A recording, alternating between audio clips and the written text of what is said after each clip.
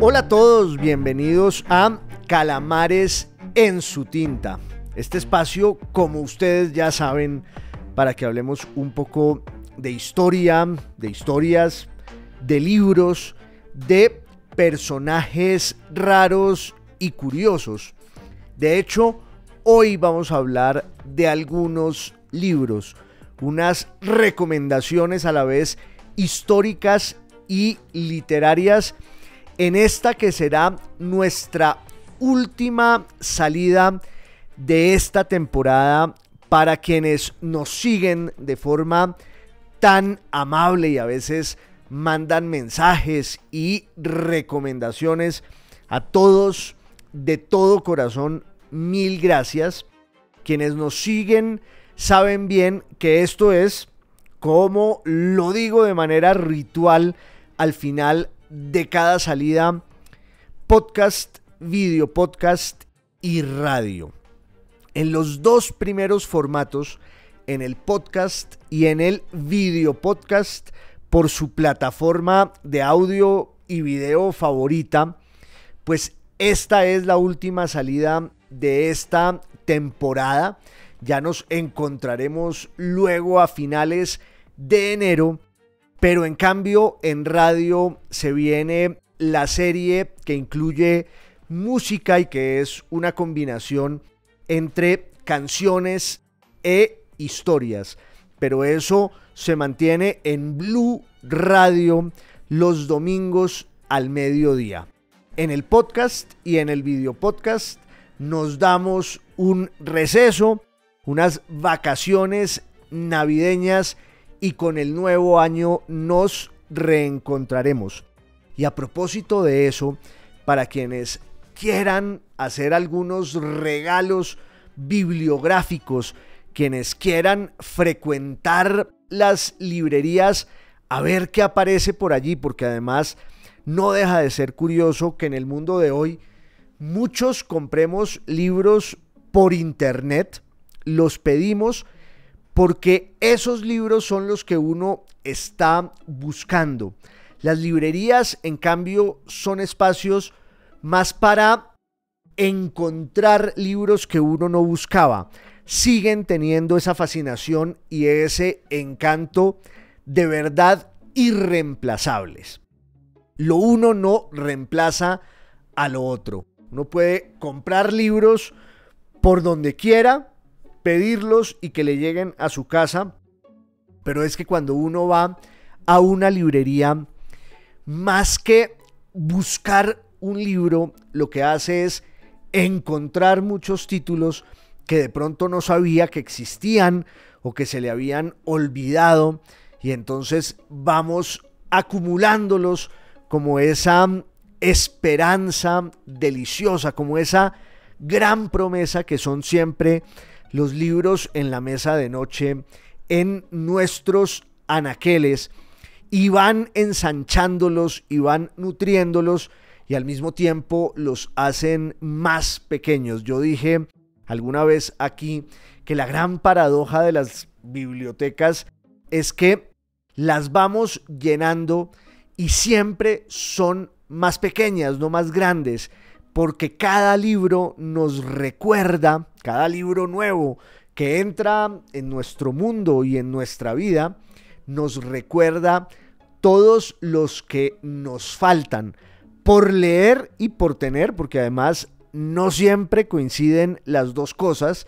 y hay bibliófilos y bibliópatas que lo que quieren es acariciar esos ejemplares, olerlos y tener allí el consuelo de que cualquier día, estirando la mano, pues uno va y se pierde en esa arboleda prodigiosa que son las páginas de los libros que más nos gustan, que nos hacen tan felices y que suelen ser un magnífico regalo. Entonces, en la temporada navideña,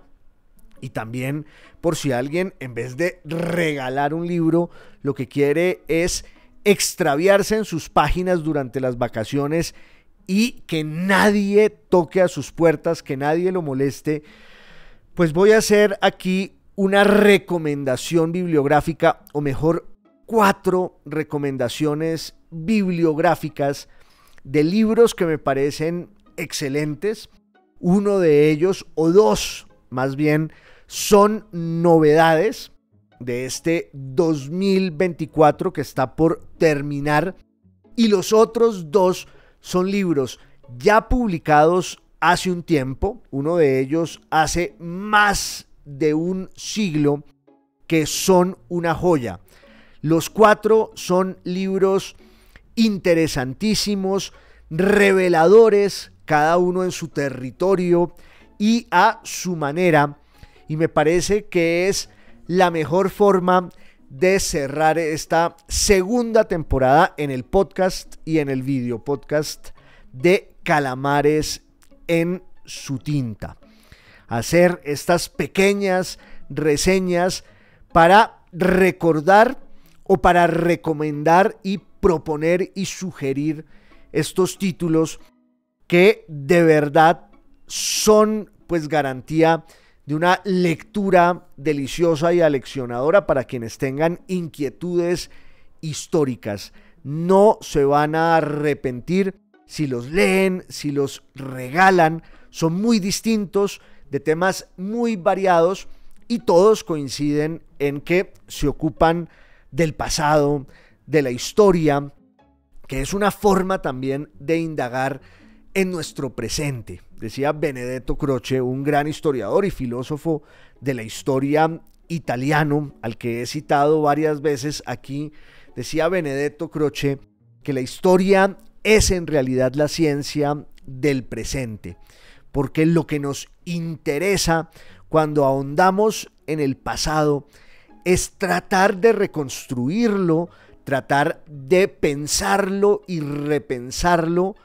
pero para entender también de muchas maneras, para encontrar allí algunas claves, algunas preguntas y hasta respuestas del mundo y el tiempo en los que estamos. El primero de estos libros que quiero recomendar hoy,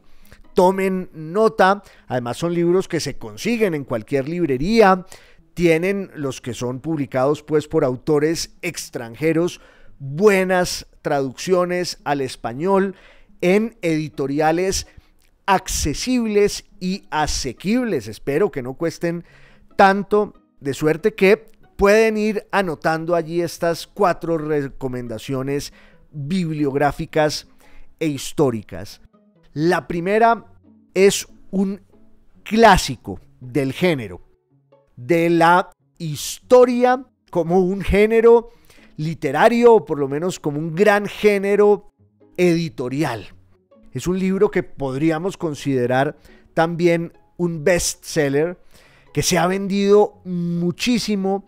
y que en su momento significó un hito, una revolución en la forma de entender toda una época del pasado occidental, de la que hemos hablado muchas veces aquí en Calamares en su tinta, y sobre la que siempre llueven toda clase de equívocos y prejuicios malsanos. Esa época es la Edad Media. Ustedes saben que yo tengo una predilección por ese momento de la historia, por ese mundo, por ese larguísimo periodo que es un milenio entero en el que se definió la idea misma de lo que es Europa, de lo que es Occidente, y es pues una historia en la que pasa de todo. Muchos consideran que el origen de la Edad Media está, en términos cronológicos, en la caída del Imperio Romano de Occidente, en el siglo V de la era cristiana, pero tratar de ponerles fecha en el calendario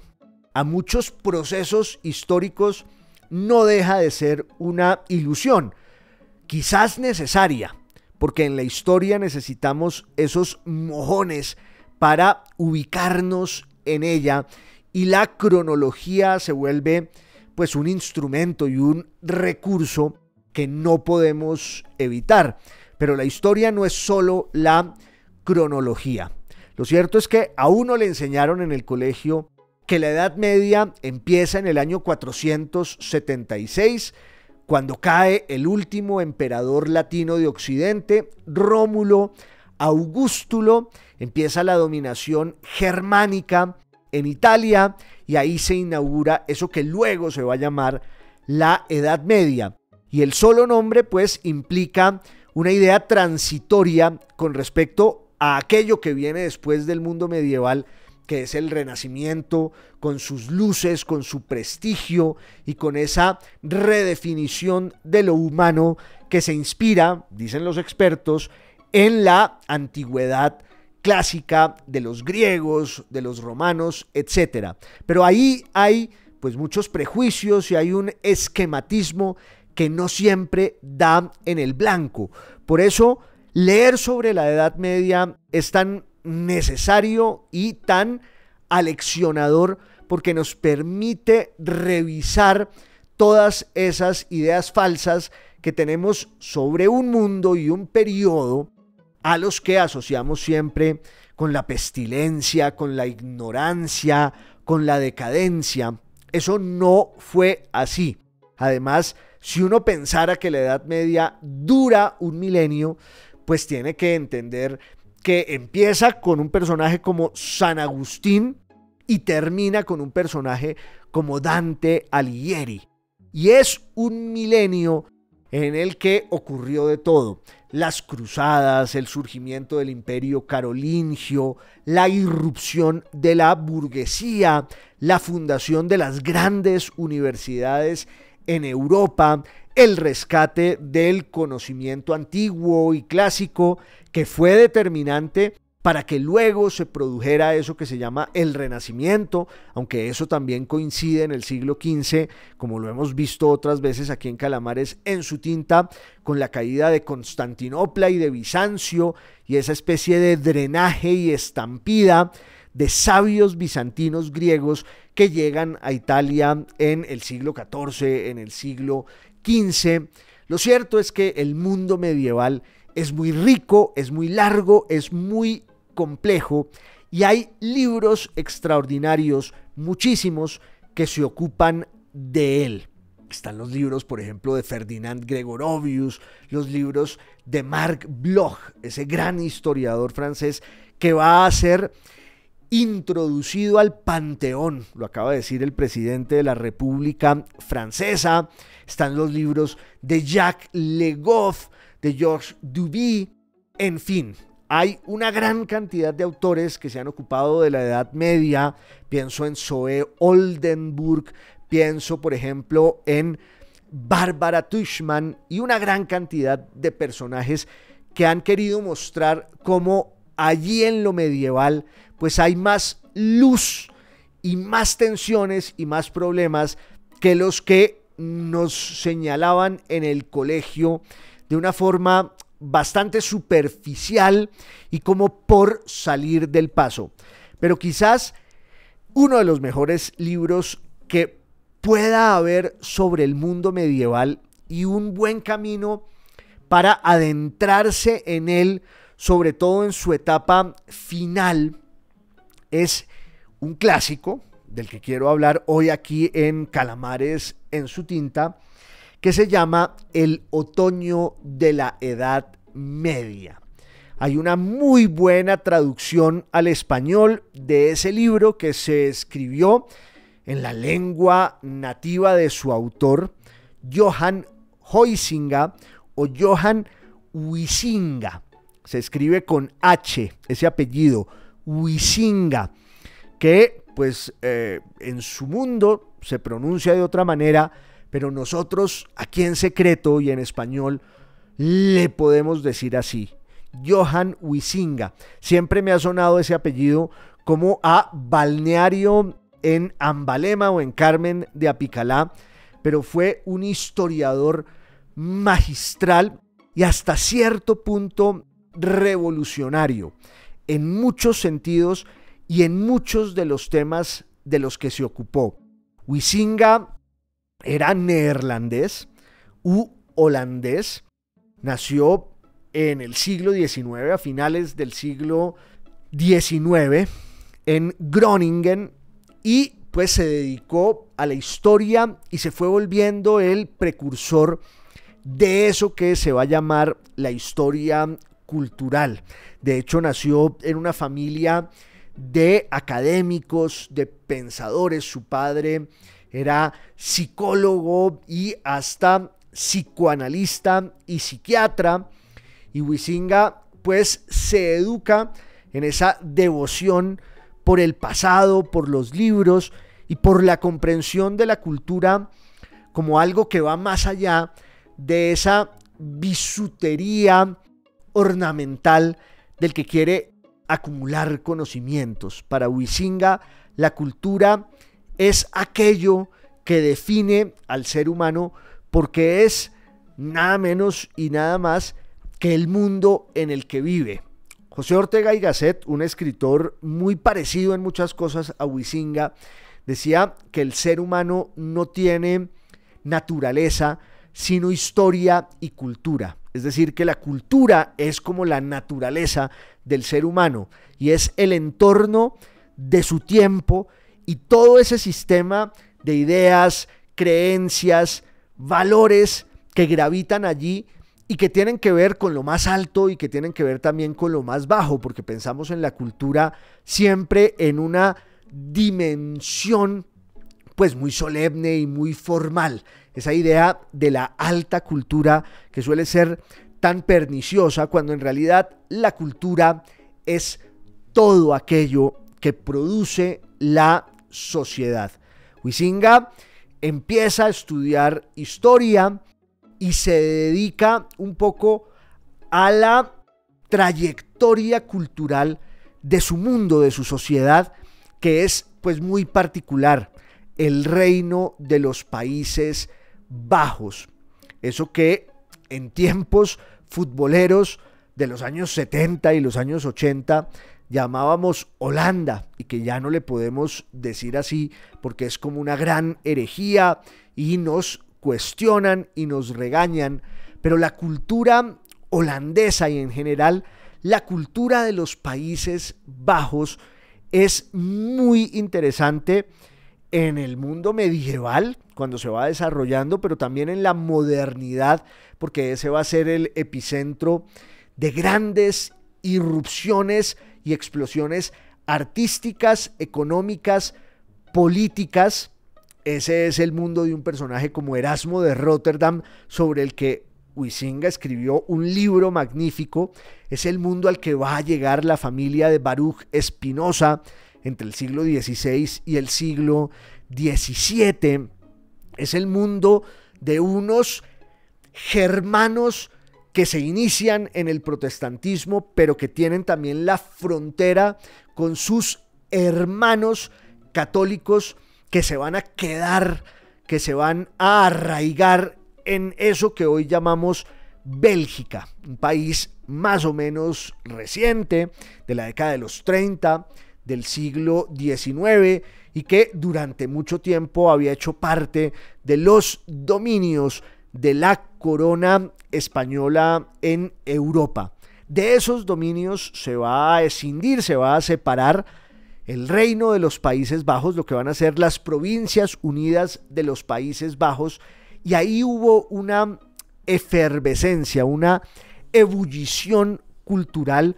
notable en la modernidad temprana, en el siglo XV, en el siglo XVI. Va a haber grandes pintores, grandes escritores. La lengua neerlandesa que se habla pues en los Países Bajos y que se habla también en Bélgica, que es lo que allí se denomina el flamenco. Es una lengua germánica minoritaria que sin embargo tiene una tradición literaria pues muy importante y una tradición cultural e intelectual riquísima. Entre otras cosas, eso que llamamos el Renacimiento y que siempre lo asociamos con Italia, tiene otro foco y otro epicentro allí, en el norte, en el mundo flamenco y en el mundo neerlandés. Y esa fue la razón por la cual Huizinga escribe este libro que se llama El otoño de la Edad Media, porque resulta que un gran autor del mundo suizo-alemán que se llamaba Jacob Burckhardt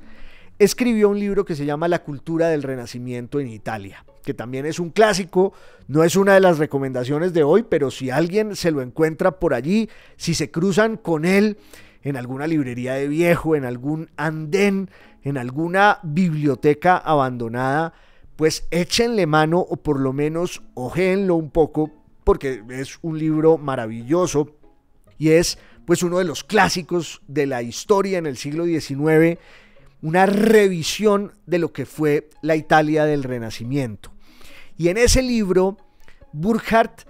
no entiende muy bien el fenómeno de la cultura renacentista, no en Italia y en el Mediterráneo, sino allí en ese mundo del norte, en la cultura flamenca y en la cultura holandesa en los Países Bajos. Entonces, Huizinga lo que hace es dialogar con el libro de Burckhardt y dice Huizinga, es que Burckhardt no entiende que en los Países Bajos el Renacimiento no era en realidad el Renacimiento, sino más bien lo que él llama, con una evocación lindísima, el otoño de la Edad Media. Y ese libro lo va a escribir desde un poco antes de la Primera Guerra Mundial y durante toda la guerra lo va trabajando y en 1919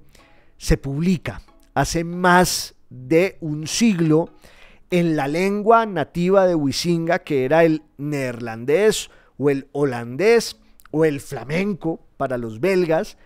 y es un libro de una erudición pero también de una belleza sobrecogedoras, y es un poco la explicación de ese tránsito de los siglos finales de la Edad Media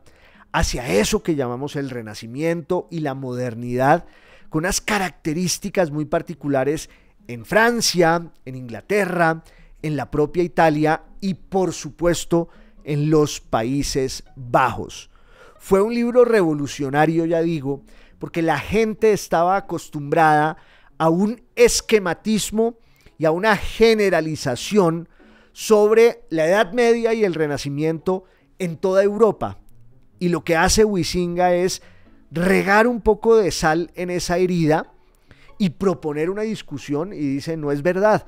Hay ámbitos en los cuales la Edad Media dura un poco más y lo que desde afuera parece ser ya un brote del Renacimiento es mejor el intento de los valores medievales por pervivir y por perpetuarse.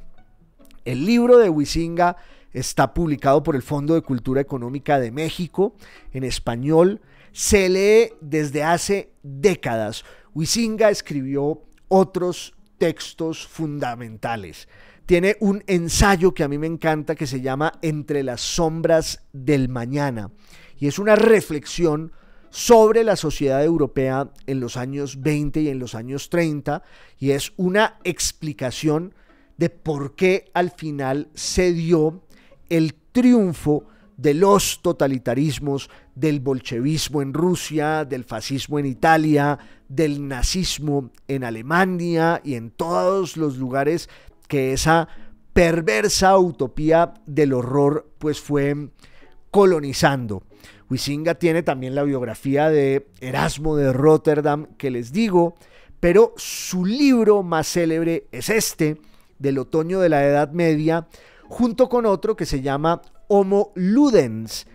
y que es una reflexión muy lúcida sobre aquello que nos caracteriza a los seres humanos, que por un lado es la lengua, la obsesión por contar historias. Lo que nos caracteriza es la razón, decía Aristóteles, que el ser humano es un animal político porque es racional, y ese es el territorio de los grandes conflictos por el poder que definen a la humanidad, pero lo otro que la define es el amor y la pasión por los mitos, la pasión por las historias, y algo que añade Huizinga, que es muy importante: el hecho de jugar todo el tiempo y hacer del juego, que también está presente en otros animales, hacer del juego un rasgo cultural y un rito que nos convoca como especie, porque allí encontramos una dimensión de lo que somos que es fascinante. Y somos dados al juego, y piensen ustedes en el fútbol, piensen ustedes en el boxeo, en pues las actividades recreativas de las familias, los juegos de video, etcétera. Eso lo plantea Huizinga en ese libro maravilloso que se llama Homo Ludens. Pero el mejor de todos es este libro que se llama El otoño de la Edad Media. Un clásico, yo lo recomiendo y creo que es una obra maestra.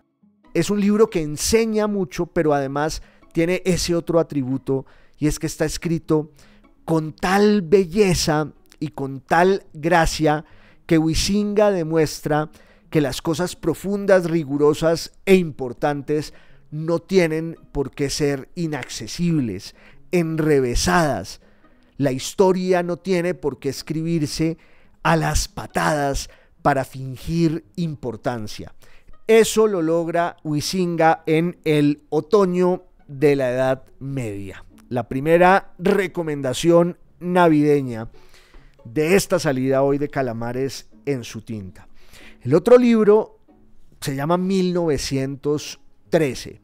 Yo he hablado de manera un poco tangencial, al vuelo, de este libro en otras salidas. Fue uno de mis grandes descubrimientos literarios e históricos de los últimos tiempos, escrito por Florian Illies, que es un gran escritor e historiador del arte en Alemania,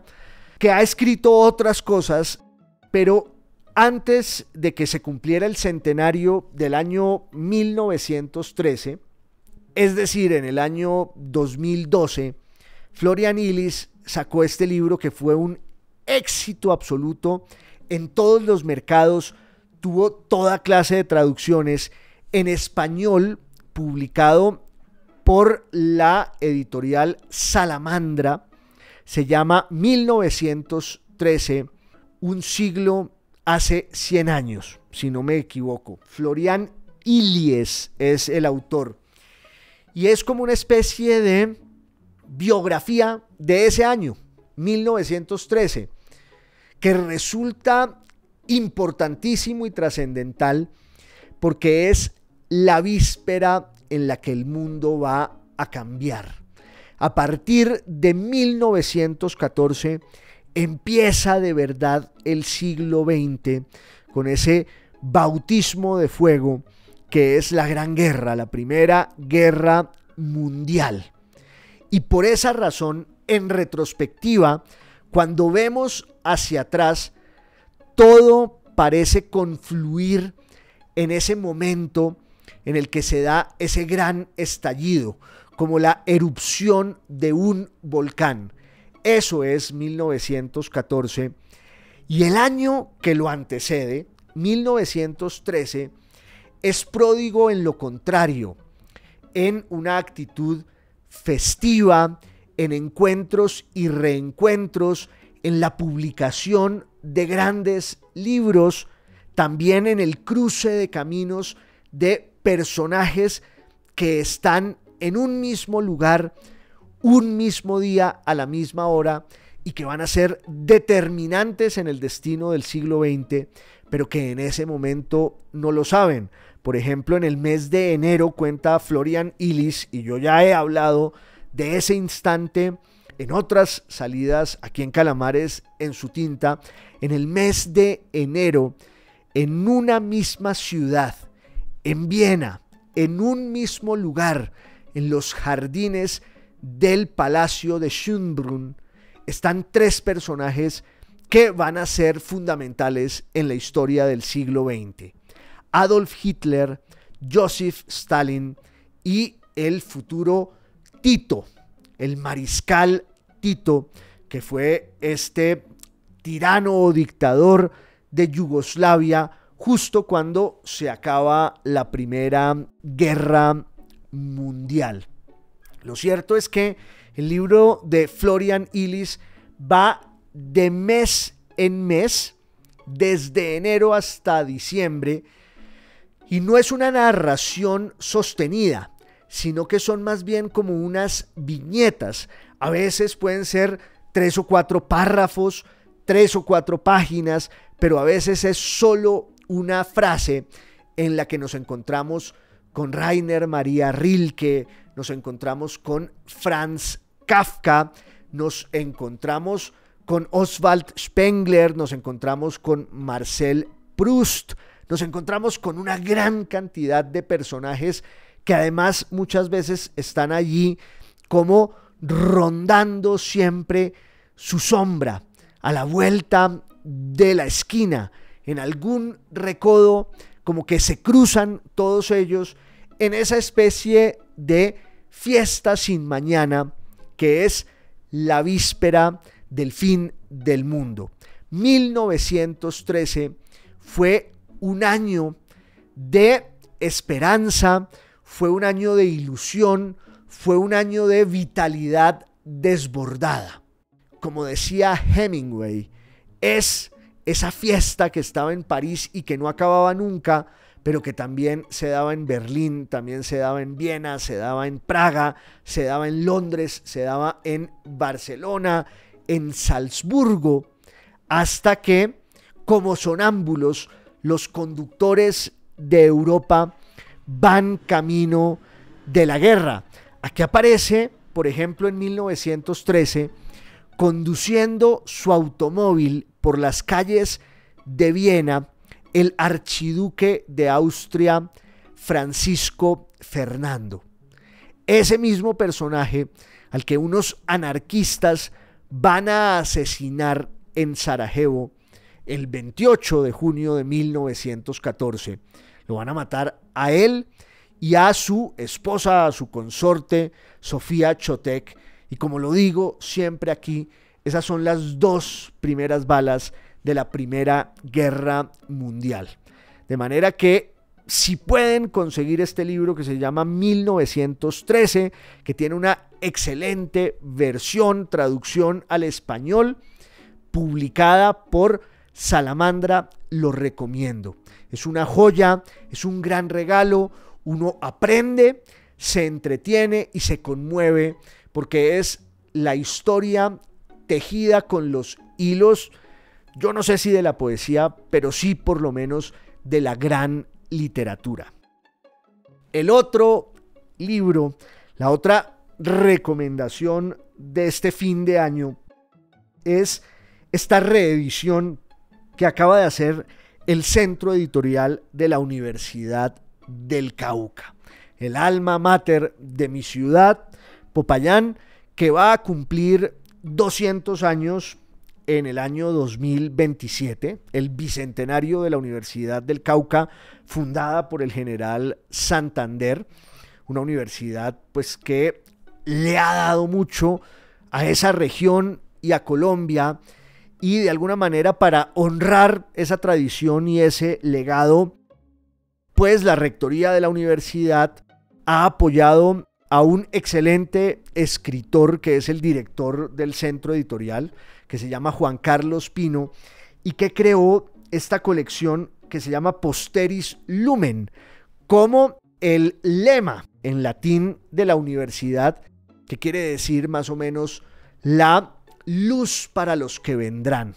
Eso es la tradición,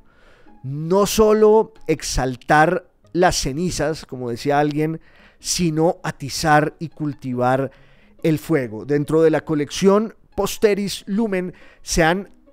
publicado y se han rescatado cosas extraordinarias, pero hay este libro que se llama Dionisia de Mosquera, Amazona de la Crueldad, publicado por el académico Vicente Pérez Silva. Es un libro que ya existía y es entonces una reedición y una reimpresión, pero tiene un valor enorme porque es la transcripción más fiel de un crimen que estremeció al mundo colonial en el nuevo reino de Granada y en Popayán en la segunda mitad del siglo XVIII, ya cuando esto era un virreinato, y fue un crimen tortuoso y truculento que tuvo por protagonista a una gran dama de la vida payanesa en aquel tiempo, que se llamaba Dionisia de Mosquera y Bonilla, que era pues parte de esa importantísima familia y estirpe de los grandes próceres que van a figurar tanto en la vida colombiana a finales del siglo XVIII y durante todo el siglo XIX, entre otras Tomás Cipriano de Mosquera, su hermano Joaquín Mosquera y Arboleda, que fue presidente de la República, el tío de ellos, que fue Joaquín de Mosquera y Figueroa, que llegó a ser presidente del Consejo de Regencia en España, prácticamente rey de España cuando el trono estaba vacío, y él va a ser uno de los que proclamen la Constitución de Cádiz en marzo de 1812, el día de San José, que por eso esa Constitución, como ustedes saben, se llama La Pepa. Pero este crimen colonial de Dionisia Mosquera es también como una trama policíaca y erótica, porque Dionisia Mosquera estaba casada con un personaje que se llamaba Pedro Crespo, que era un notable de la ciudad y un comerciante que tenía un socio que se llamaba Pedro Lemus. Resulta que Pedro Crespo fue a conseguir en el Caribe unos productos y le encomendó a su socio el cuidado de su esposa, y resulta que su socio termina en un romance tórrido con la esposa del pobre Pedro Lemos, que está muy lejos y del que no vuelven a tener noticia en muchos meses, tanto que piensan que ha naufragado, que ha muerto. Y un día llega una carta de Pedro Crespo diciéndole a su esposa: ya estoy en Santa Marta y me dispongo a coger el camino de Popayán. Y entonces ella, que había quedado embarazada de su amante, le dice: pues a este tipo que viene para acá tenemos que matarlo. Mandan a unos esclavos que le salgan al quite por el camino del Huila, y pues los esclavos no lo matan porque él casi naufraga, la víctima, y le había prometido a la Virgen que si se salvaba del naufragio iba a liberar a los primeros esclavos con los que se encontrara, y entonces los libera o los liberta, y los esclavos vuelven con él a Popayán. Finalmente la esposa y el amante terminan matándolo, estrangulándolo, pero montan un tinglado en el que se supone que un toro ha corneado al pobre cornudo, y eso está contenido en esa historia que contaron Alberto Lleras Camargo de forma insuperable, magistral, en un texto que se llama Transcurso legendario de una gota de sangre. Ya con ese título tenemos una obra maestra, pero también Cordovés Moure, Arcesio Aragón y muchos escritores que se ocuparon de este crimen,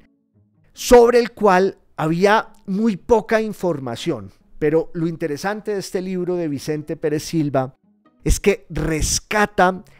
el prontuario,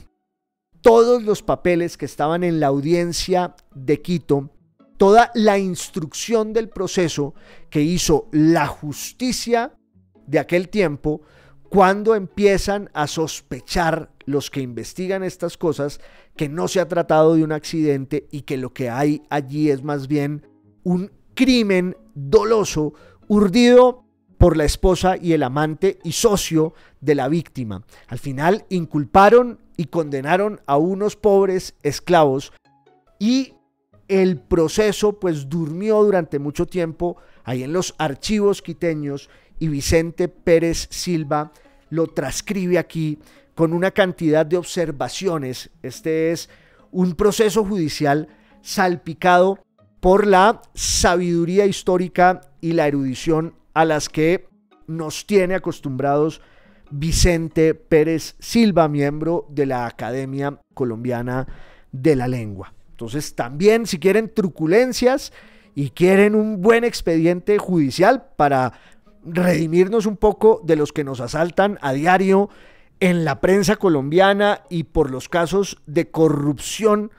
de nuestro presente, pues podemos ver este libro que se llama Dionisia Mosquera, Amazona de la Crueldad, publicado por la Universidad del Cauca. Y este otro libro, que es la última recomendación de este año, salió hace unos meses. Se llama La Regeneración, nueva historia de un proceso político y constituyente que transformó a Colombia. El autor es Daniel Gutiérrez Ardila, lo publica la editorial Taurus. Daniel Gutiérrez Ardila es un historiador joven, muy serio, muy riguroso y además muy prolífico. Tiene ya una obra muy consistente, es profesor universitario, investigador, experto en el proceso de las independencias a finales del siglo XVIII y principios del siglo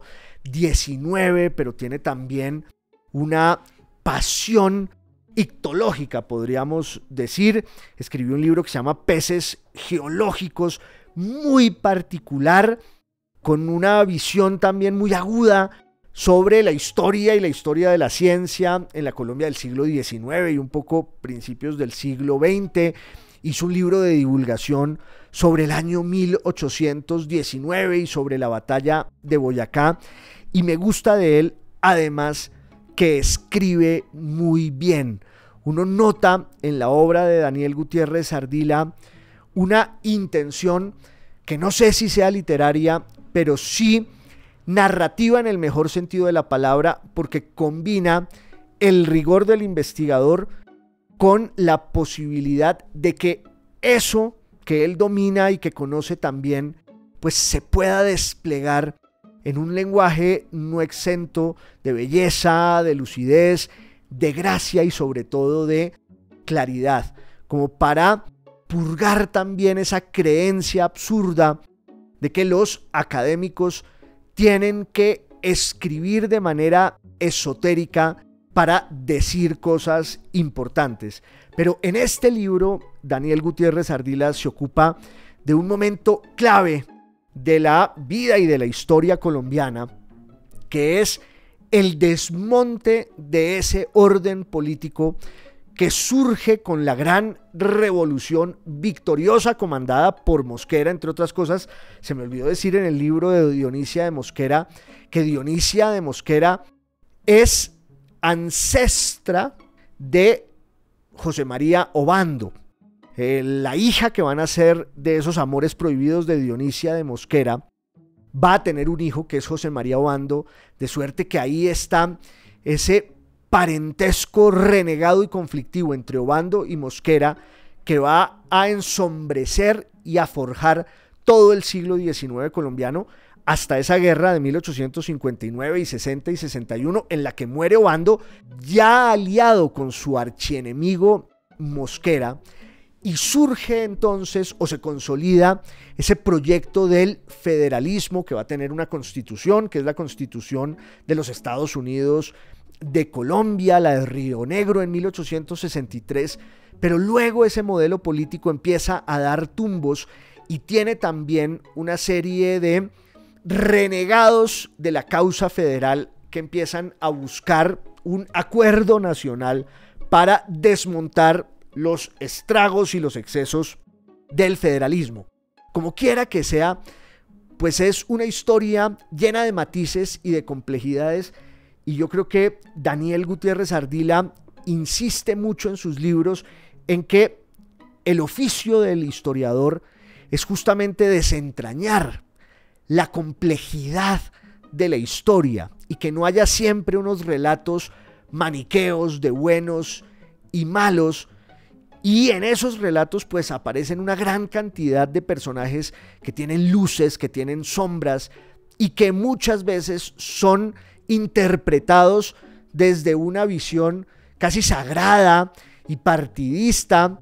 por aquellos que los desprecian o por aquellos que los glorifican y los deifican y los ponen en un altar. Entonces Daniel Gutiérrez Ardila recoge todo lo que se ha escrito sobre la regeneración a finales del siglo XIX y lo sintetiza en una nueva visión sobre lo que pasó allí. ¿Quién fue en serio Rafael Núñez? ¿Cuáles eran sus fuentes intelectuales? ¿Cuáles eran sus verdaderas ideas? ¿Cuál fue la razón por la cual él termina abandonando, por muchas causas, ese barco que naufraga del federalismo y empieza a establecer unos puentes con sectores del conservatismo que van a ser determinantes para que haya un nuevo consenso constitucional después de una guerra civil en 1885 y ya en 1886 pues viene ese proceso constituyente que va a quedar allí en una constitución que rigió, que tuvo vigencia en Colombia pues por más de un siglo, la constitución de 1886. Muchos aquí alcanzamos a nacer todavía bajo el signo de los valores constitucionales que surgen ahí en la regeneración y que obviamente pues fueron envejeciendo con el tiempo y llegó el día en que había que renovar ese pacto, ese acuerdo sobre lo fundamental que siempre son las constituciones, pero para entender toda esa evolución política y esas tensiones tenemos que asomarnos a la historia, tenemos que revisar el pasado, ojalá de la mano de autores tan agudos y tan lúcidos como Daniel Gutiérrez Ardila, que hizo este libro que yo también recomiendo para quienes tienen una gran pasión por la historia colombiana, quienes quieran ocuparse un poco de la figura de Rafael Núñez. No aparece aquí don Miguel Antonio Caro y creo que es un vacío que tendrá que subsanarse de pronto en ediciones posteriores, pero es un gran libro también de historia, muy bien escrito, es decir, que muchos lectores, no solo los que ya tienen una información y una formación previas, pues pueden asomarse aquí y van a extraer muchas lecciones y muchas claves, no solo para pensar y entender el pasado, sino también para pensar y entender el presente. Porque de alguna manera estos 4 libros que recomendé hoy, casi al azar, porque me han gustado mucho y porque quería compartirlos con ustedes, pero en estos 4 libros y en los grandes libros de la historia siempre hay un diálogo entre ese pasado retratado allí y el mundo en el que estamos y desde el cual nos asomamos a eso que pasó y que de muchas formas, por las vías más inesperadas, nos sigue definiendo. Aquí terminamos esta segunda temporada de Calamares en su tinta, en el podcast y en el video podcast. En radio, por Blue Radio, todos los domingos al mediodía. Nos seguimos escuchando ahora con historia y música y canciones. Nos vemos muy pronto. Mil gracias siempre por su compañía y les mando un gran abrazo a todos.